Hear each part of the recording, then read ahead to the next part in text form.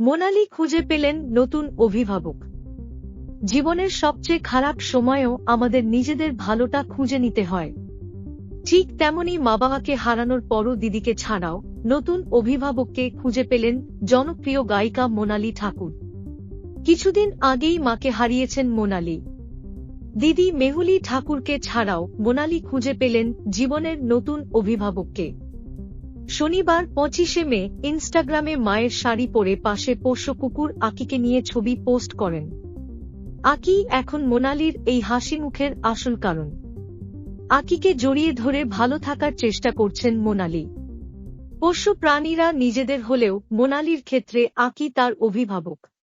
তাই অনেক কিছু হারিয়েও হয়তো নতুন করে বড় কিছু পেলেন।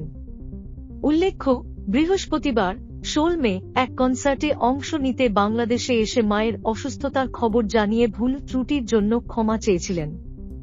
গেয়েছিলেন মায়ের প্রিয় গান তুমি রবে নির্বে। কিডনিজনিত সমস্যার কারণে কলকাতার একটি বেসরকারি হাসপাতালে প্রায় 22 দিন ভর্তি থাকার পর মারা যায় মোনালির মা। আপনি কি অ্যাডভেঞ্চার, রহস্য এবং মজার খবর পছন্দ করেন? তাহলে এখনই গোলমাল চ্যানেলে সাবস্ক্রাইব করতে ভুলবে না। ধন্যবাদ।